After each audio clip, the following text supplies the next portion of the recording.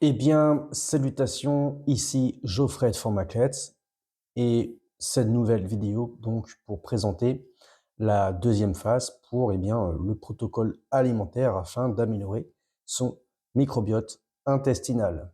Deuxième phase donc pour ce protocole qui fait la suite de la première phase. Première phase dans laquelle on consomme quasiment exclusivement que euh, des boissons, bouillon d'os, jus de légumes, pour éviter tout ce qui est aliments solides afin de désenflammer au maximum la paroi intestinale et de laisser tranquille cette paroi qui est enflammée et irritante. Une fois qu'on a fait cette première phase sur une journée, voire quelques jours, on va commencer à réintroduire progressivement dans cette deuxième phase des aliments solides. Deuxième phase donc du protocole, on commence à réintroduire progressivement des aliments solides à condition qu'ils soient bien cuits. La consommation de ces fibres présente plusieurs intérêts. La première, c'est elles agissent comme un prébiotique pour nourrir les bonnes bactéries intestinales et puis cela améliore le transit.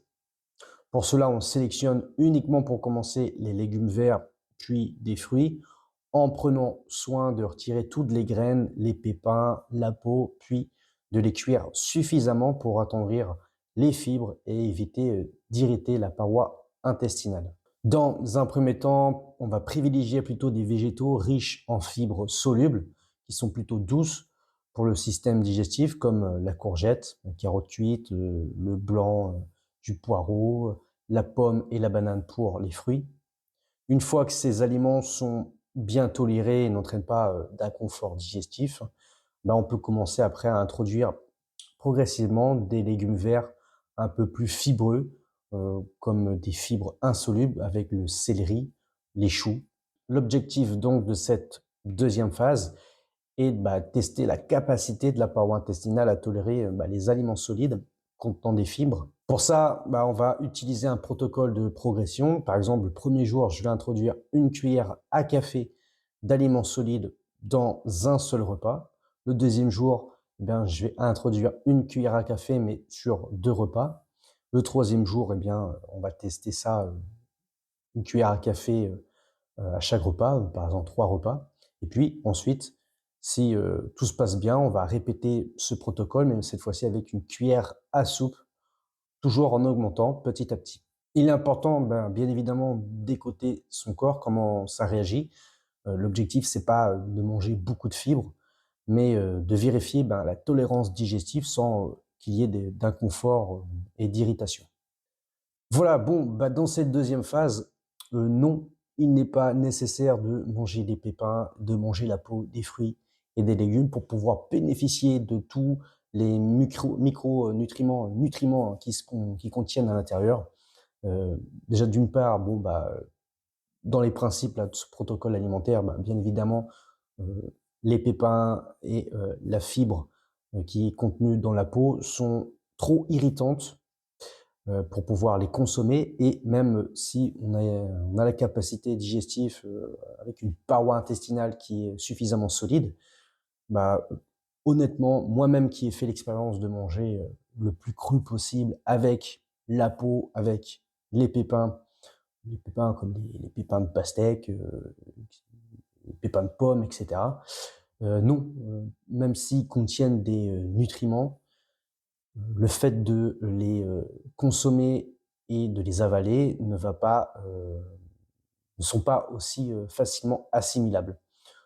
Donc, si des personnes comme moi qui ont entendu dire des gens qu'il fallait à tout prix consommer la peau, consommer les pépins parce que ça contient des nutriments, des machins, bon, c'est pas parce que vous allez plus consommer la peau de certains légumes et les pépins de certains fruits que vous allez devenir carencé. Bien au contraire, ça va laisser tranquille à un moment donné la paroi intestinale et vous allez éviter de surcharger le système digestif de fibres alimentaires. De même que, par exemple, dans les régimes de style instinctothérapie, où alimentation sensorielle.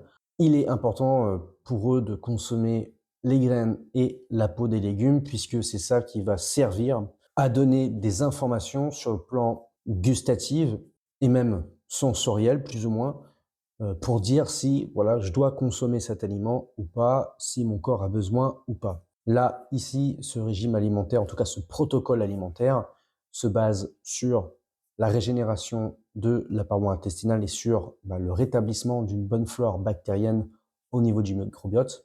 Donc on fait le nécessaire pour pouvoir améliorer cela. Et donc, d'un point de vue mécanique, dans cette deuxième phase, on vire tout ce qui est la peau des légumes, les pépins, et on prend uniquement des aliments, donc légumes et fruits, qui sont le plus digestes avec des fibres les plus douces. Voilà pour cette deuxième phase.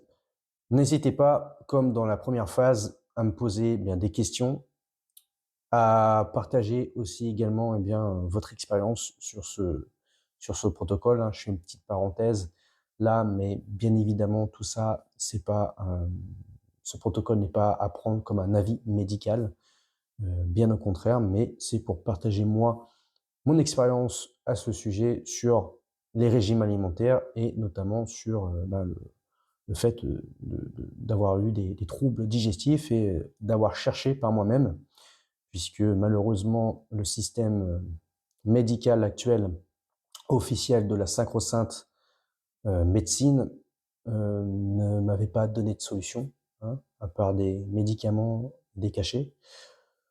Donc voilà, je partage mon expérience et puis à vous après, déjà de l'interpréter comme vous voulez et puis de remettre en question et de l'adapter à votre situation actuelle. Sur ce, je vous retrouve après pour la troisième vidéo, pour la troisième phase du protocole alimentaire pour régénérer la paroi intestinale et renouveler sa flore bactérienne. Sur ce, je vous dis à la prochaine, donc ce sera pour la troisième vidéo de la troisième phase dans le protocole alimentaire pour améliorer son microbiote intestinal. Sur ce, forme à vous.